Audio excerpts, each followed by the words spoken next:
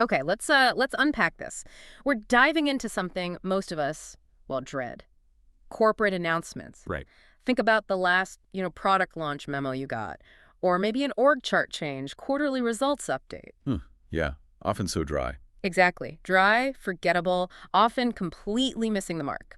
So our mission in this deep dive, it's to figure out how to transform those sterile corporate comms, the announcements, milestones, pivots into narratives that actually get people to pay attention. And not just pay attention, but trust the message, maybe even take action. Right. It's a critical shift. It really is, because the core difference, between that forgettable memo and a message that genuinely resonates, it isn't just the information itself. So what is it then? It's the ability to tell a story, to create an emotional bridge. We're talking about moving beyond just lists of facts and figures. Yeah, the specs. Exactly. Forget just the specs. Instead, you invite the audience into a shared kind of human experience. Yeah. And, okay, this isn't just about making things sound nice, is it? You're suggesting there's a real, quantifiable payoff, a scientific reason to use stories in business announcements. Absolutely. The payoff is rooted right there in neuroscience.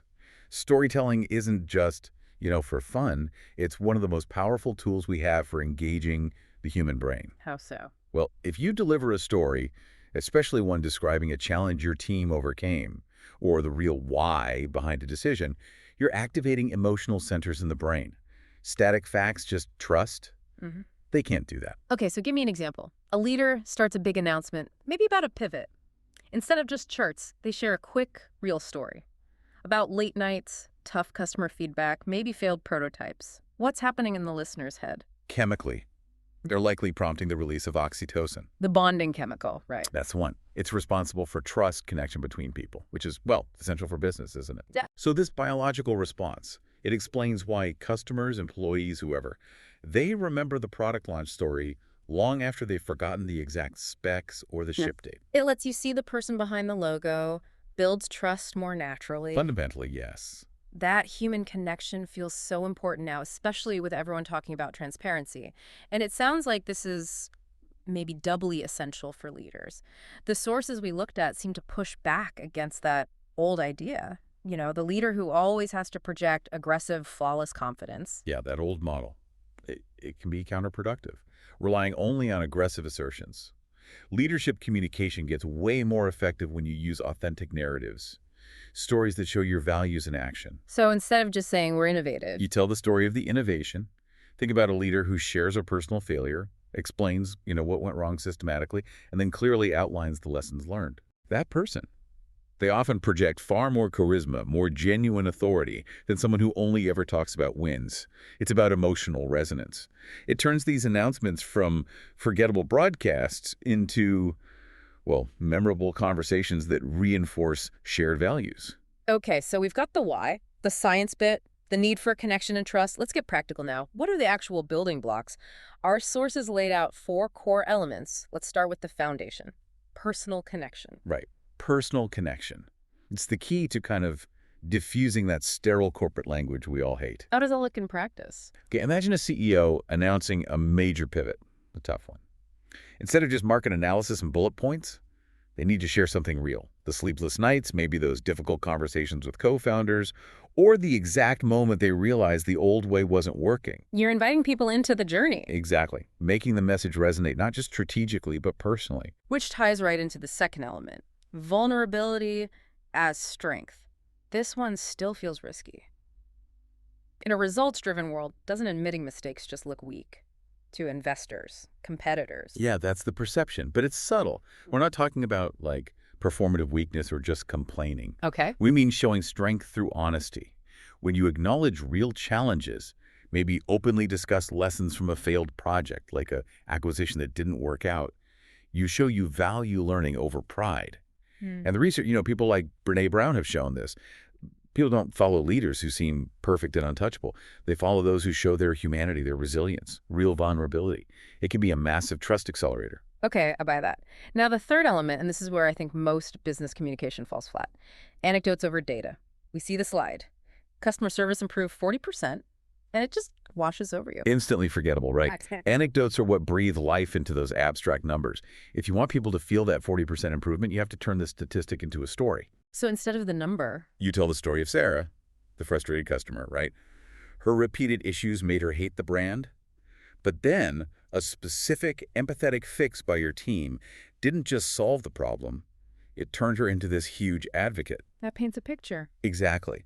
Specific, detailed examples create mental images. They stick, they make the data mean something. And the last one bridges digital and physical. Body language amplification. Crucial for video, for in-person stuff, because you're telling two stories at once, right? Verbal and physical. Precisely. Your posture, your gestures, facial expressions. Yeah. They have to align with what you're saying. So if it's exciting news... You lean forward a bit, maybe. Use open gestures, open arms. Signals enthusiasm, invitation. But if it's difficult news like a necessary layoff, you need steady eye contact, a grounded, stable stance.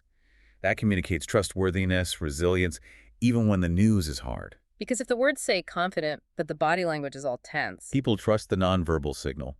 Every single time. Okay, so those are the ingredients. Now, the architecture. The story arc. How do leaders actually structure these announcements to guide people from curiosity through understanding all the way to action? Yeah, the structure is, well, it's non-negotiable, really. You need a clear beginning. Sets the context, clearly introduces the challenge, grabs attention right away. So, paint a picture of the status quo. Why this announcement now? Exactly. Establish the stakes immediately. Why should they keep listening? And then the middle, which, let's be honest, is usually the most boring part of a corporate memo. This is where you need to build tension, keep people invested. Absolutely. The middle section is where you develop that tension, maybe some surprise. Okay. If you're announcing a product, don't just show the final thing. Talk about the obstacles. The struggles? Yeah, the technical glitches you found, the prototypes that failed miserably, the unconventional solutions you had to try, maybe that aha moment that changed everything, that sense of struggle and discovery. It breaks the predictability. It makes it human again. And then the ending. It can't just fizzle out with a thank you slide. It needs power. It needs to crystallize the whole point. It really does. A powerful conclusion has to do two things. Crystallize the significance, the so what, and provide a clear path forward. Okay, so what does that look like? It means your ending needs a concrete, unmistakable call to action. It needs to clearly outline the impact on the audience, like how will this change your day-to-day? It needs a really memorable statement summarizing the core message and an emotional anchor that reinforces that shared journey you just took them on. So people walk away knowing exactly what changed, why it matters to them, and what they need to do next. Precisely. No ambiguity. That clarity you mentioned, it brings us back to the key message. Before you even build that story arc, you need that North Star, right? To keep it all focused. Definitely. Implementation starts by nailing down one crystal clear single statement. That's your story's thesis, its North Star. Get an example. Think about great leadership shifts. When Satya Nadella turned Microsoft around, his message was incredibly simple. Mobile first, cloud first. Right, very clear. And that single statement guided everything. Every internal story, every external announcement. And crucially, before you even write the story, you have to understand your audience. What are their challenges? What motivates them? And importantly, where do they actually consume content like this? That's the perfect transition. Understanding the audience and where they are, it leads us straight into the digital age. Those old text-heavy press releases, they feel like dinosaurs now. How do these classic story techniques work on modern digital platforms? Well, the shift is definitely towards strategic multimedia. We're moving way beyond just static text. We're using high-impact video, clear infographics, podcasts for intimacy, interactive tools, delivering narratives in ways that are just more engaging, more immersive. Okay, video is obviously huge, we know that. But let's talk about something like, say, a podcast. What's the unique edge there for a big business announcement compared to maybe a slick video? Podcasts offer this intimacy, audio immersion. Video sometimes has visual distractions, right?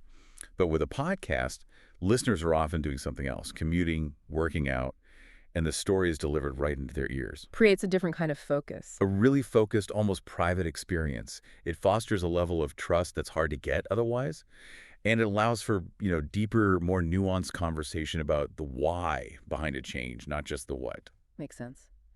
And for complex info, you mentioned infographics, images, good for simplifying data visually. What about interactivity? How are brands getting people to participate in the story, not just consume it? Interactivity is huge for engagement now. We're seeing things like interactive timelines letting users explore a company's history or a product's development journey themselves, Oh. or 360-degree videos showing how something's made. Even simple polls or quizzes embedded right in the content. They engage the audience and give you valuable feedback on how the message is landing. We can definitely learn from brands nailing this. The sources mention some good examples, but let's look at the why behind their success, not just the name. Good point. Take Lego. They're masters, not just by making great content, but through user-generated stuff. Yeah. UGC campaigns. They invite customers to share their own builds. So the customers become part of the story. Exactly. It turns playing with Lego into this collective, evolving brand narrative. Yeah. Reinforces connection. Nike, they don't just show shoes. They use video for real athletes' journeys, the challenge, the breakthrough. Focuses on the emotion, the dedication. Right. Inspires action way better than just tech specs. Yeah. And Airbnb, they heavily feature host stories, unique guest experiences. Using beautiful video, interactive maps, it turns booking a room into something vivid, human. Okay, so story and format are locked in. Distribution is next. You can have the best story, but if nobody sees it or sees it in the wrong place. It fails. Yeah. That's the final piece of the digital puzzle. You have to adapt your format, your tone, for each platform, but keep that core message consistent. Well, for B2B stuff, professional milestones, LinkedIn's probably key. Needs detailed articles, maybe professional video. For visual, behind-the-scenes stuff that builds culture, Instagram, TikTok are great. So the same story looks different everywhere. Yeah, a video announcement on Instagram might become a detailed, data-rich article on LinkedIn. Same core story, different lens for the platform. And don't forget email. Still crucial for deep dives, personalized stuff, reaching people who've already opted in. Okay, campaigns out there. How do we know if it actually worked? We need data, right? Proof it was worth the effort. What metrics matter beyond just likes? You got to look deeper. Focus on engagement metrics. Shares, comments, video completion rates, did they stick around? Time spent on page. That tells you if the story held interest. And qualitative stuff, too. Absolutely. Collect audience feedback surveys, sure, but also analyze the tone of comments. What are the emotional reactions? Are there trust signals, concerns? You need to listen. And then connect it back to the business bottom line, the ROI. Yes, the ROI analysis is essential. Link the narrative effort to actual business results. Calculate the cost versus things like lead generation, conversion rates, sales lifts that came from traffic spikes after an announcement. Track brand sentiment, too. Definitely. Use social listening tools. Storytelling isn't just a nice-to-have creative thing. It's a core business strategy. Needs measurement. Okay, last big area, risk management. What's the single biggest pitfall leaders face when they try to do this authentic storytelling thing? The authenticity pitfall. Yeah. Without a doubt. That narratives have to genuinely reflect company values, real experiences. If leaders try to fake it, force emotional connections with made-up stories, invent struggles, audiences smell that insincerity a mile off. And lose trust instantly. You lose massive credibility. Yeah. And that's way harder to get back than it is to lose in the first place. That lack of genuineness probably leads to other issues too, right? Like hitting the wrong emotional note. Exactly. You have to avoid being overly sentimental or too self-congratulatory. Yeah. The stories need to focus on the impact on the customer, the community, not just patting yourselves on the back. And consistency across platforms. That's another one. Keeping a coherent voice while adapting the format, tricky. You can't just dump a long, text-heavy story onto TikTok. You ignore the platform context, you alienate people immediately. Wow. Okay, this has been incredibly clarifying. We've gone from, boring memos to seeing how structured storytelling can actually turn announcements into memorable experiences, build real connection, real trust. It really is arguably one of the most valuable leadership skills today. And the good news, it takes small, systematic steps. It's not a total personality change. So how can someone start? Start small. Pick one upcoming announcement. Yeah. Just one. Use a basic story structure, beginning, middle, end. Find one genuine personal story that really supports the core message.